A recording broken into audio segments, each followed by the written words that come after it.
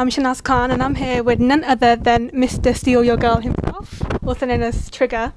Tremaine Neverson, right there. She picks up the phone, in my head I know I'm wrong. I just wanna know what she's heard. I'm pacing back and forth, cause I know that I've been caught trying to think of the perfect words so I can come to. It's always a great time here. It's amazing when the weather's like this as well. Like, you don't really get the weather like this at all often. Yeah, it's always raining usually, Yeah. so we never get like that. I brought it with me, so thank me. Obviously. So. My earrings are falling out, it's fine. What would you say is your favourite thing about London then, when you... Did I do that? No, Oh, okay. It I was just going to fell out. apologize. My favorite thing about London, wow, that's a amazing question.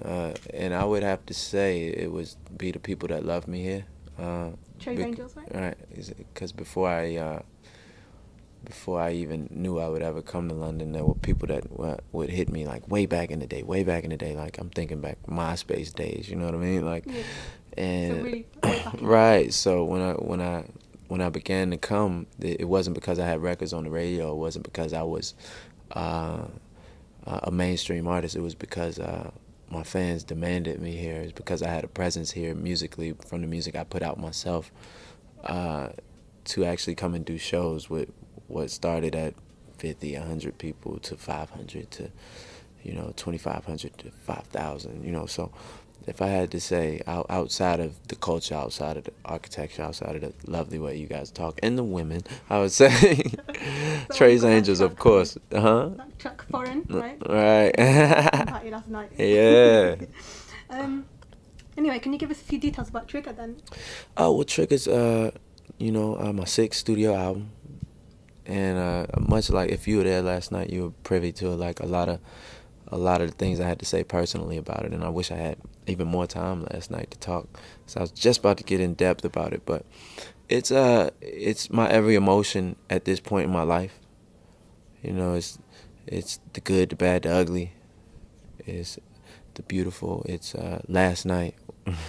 It's love. It's hard-hitting beats, but beautiful keys. It's beautiful melodies. It's it's so personal to me as well, and of course I have songs that are impersonal, that are fun records that just want to get people to move and dance. But as you get into the depths and the layers of the album, it actually gives you insight to my life and the person that I am and what's going on in my life as I try to figure out growing into manhood and taking on the responsibility that I do and trying to find love. And Is that why you called it Trigga? yeah, because it's so many different aspects to me as a person, and Trigga's one of them, but everything's engulfed into this album. I like the way you described last night how the whole stereotype people made back in 2009 over you like, singing about the same category apparently, but no, obviously I like the way that you said that you obviously do more than that. That's what you're trying to show with this album, right? Yeah, I mean, with my career, it's not even about proving anybody wrong or showing anybody that I'm not only a sex symbol. It's that I've been giving you value and substance in my music. It's what people choose to highlight, is what they choose to highlight. I made a song called "A Man Can't Be a Man Without a Woman." You know what I mean? Right. Nobody highlighted that and wrote articles about it. You know what I mean? But it just goes to show our culture and the way that media and every perception is holistically, is that we love to praise the negativity or raise the negativity versus uplifting the positive. Yeah, that's true. Have you got any like collaborations on the album? I do. I'm not telling any of them. No. But who would you like to work with that you haven't worked with? Right? Oh man, Pharrell. Yeah. I always wanted to work with Pharrell. I worked with the homie Timbo. And I had an interesting concept actually, because there's so many people from Virginia that are amazing, talented artists, from myself to Pusha T to D'Angelo to Chris Brown to Missy Elliott, Timbaland, Pharrell, like all from the same state. And if we ever decided to make a project holistically, I think it would be genius. It'd be good, yeah. Especially like with Chris as well. Believe that. So what about in terms of like UK artists? Is there anyone you want to collaborate with? UK artists, I've actually been in talk. See, look, you about to get me to snitch. Don't even get me to snitch. I'm actually good friends with a few, and I don't want to. I almost stumbled up a little bit. Anyway, so yesterday when I told people that I was interviewing you, I got like bombarded by your angels, like and they all want to know the same question. When are you touring again? Yeah, that's all they want to know. I can't relinquish the information as to when specifically I'm touring, but I do know that I will be here at Wembley on February 14th next year. Okay, cool. Yeah, I think I'll be spending Valentine's Day right here with my UK Angels, baby. It's going to be a crazy show. Right. Anyway, so obviously you started your career back in 2005. Yes. I've got to make it, okay. Yeah. What advice would you give to that Trey back then? Like, you know, having learnt what you've learnt over the years now. Have more patience. And I believe I had a lot of patience, but I would tell myself to have even more patience. I would tell myself that, what else? I would tell myself to calm down a little bit. I was a little crazy. I would tell myself to cut my hair. It's braids. I tell myself to cut my hair a little earlier.